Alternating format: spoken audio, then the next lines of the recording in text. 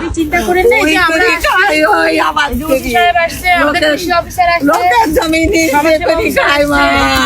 এই জমিটা আল্লাহ কেন এই সর্বনাশ করালে? আমি এখন কি করবো দেখেন ভাই, আমার আপনি কত বিঘা শসা করছিলেন? 2.5 বিঘে জমি ভাই, সব গাছ কেটে দিয়েছে? একদম নেই ভাই। আপনারা ঘুরি ঘুরি দেখেন, তরমুজ গাছ ছিল সব আলির করতে, তাও তৈরি ভাই দেখেন। আমরা আপনার ঘটনাটা সারা বাংলাদেশে সারা বিশ্বের মানুষের সামনে তুলে ধরতে পারি, আর যারা প্রশাসন আছে ঝিগরগাছা যশোরের তাদের সামনে এই বিষয়টা জানাতে পারি। এই লোকের জমি নিয়ে করি খাই, একটুখানি 2 কাঠা জমিতে বুনের জায়গায় রয়েছে, একটু বিটি পারবো নেই বাপ। বাপ তোমাকে পায়ে ধরি, তোমরা এই বিচার দেওয়া চাই। এই বিষয়টা অত্যন্ত ন্যাক্কারজনক। হ্যাঁ, তো আপনার এই ব্যতীত আর কি কি চাষ আছে? এই পেঁপের মধ্যে আপনি হচ্ছে লাউ, এটা শসা।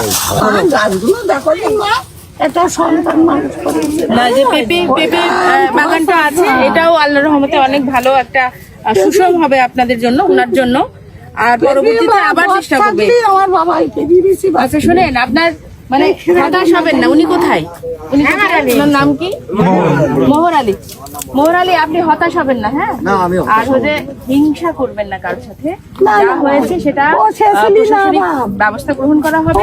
আর আপনি একদম, যেহেতু আপনি কৃষক মানুষ, কৃষি নিয়েই আপনার কাজ, আপনি আপনার মধ্যেই নিবদ্ধ থাকেন এবং যা মানে পরবর্তীতে আবার শুরু করেন। হোঁচট মানুষ খায়, হ্যাঁ, কিন্তু হোঁচট খেয়ে কি পড়ে থাকে?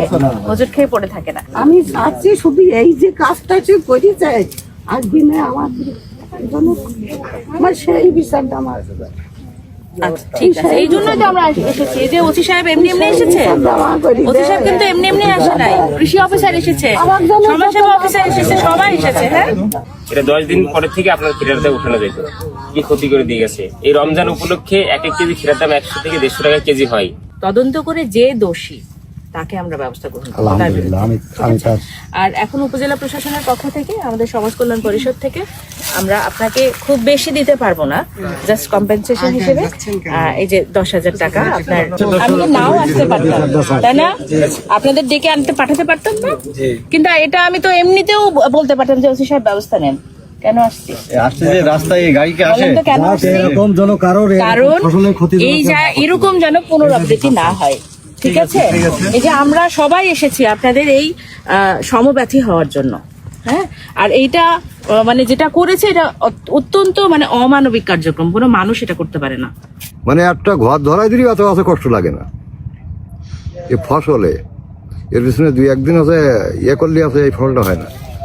আমরা যে ধান করেছি, এটা যদি কেউ পুরো স্প্রে করে যায়, তাও 20 কি মরি যাচ্ছে, আসা যাওয়া কোনো রাস্তা থাকবে না। তো আমাকে যা থাকে সর্বোচ্চ এর পিছনে ডেলি, তারপরে এতে যা 2-1 হাজার হয় তাই নিয়ে খাই আমরা।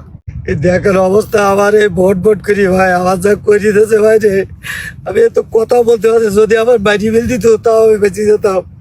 আমি এই দিনাদায় কিভাবে কি করবো? আর আমার এরা যদি এই 40-50 জন লোক এরা যদি আমার মার্ডার করে দিত, তাও আমি মনে শান্তি পেতাম। এখানে কতটুকু ক্ষীরা চাষ করছিলেন আপনি? 2.5 বিঘে জমি ভাই, সবই কেটে দিয়েছে একদম। কোনো দেখেন আপনারা ঘুরি একদম কিচ্ছু থইছে ভাই এতে। টাকা দেই নাই, আমাদের কারো টাকা দেই নাই, এটা আপনাদের অধিকার আছে এই টাকা দেই। ঠিক আছে, তাহলে সবাই ভালো থাকবেন, আর আমরা আছি। হ্যাঁ, আর আমি এই তদন্তটা ব্যবস্থা গ্রহণ হয়। ঠিক আছে, ঠিক আছে। আমরা তো আপনারা সবাই আশেপাশে যারা আছেন ওনাদের পাশে থাকেন। হ্যাঁ, আর হিংসা করলে হিংসা বাড়ে।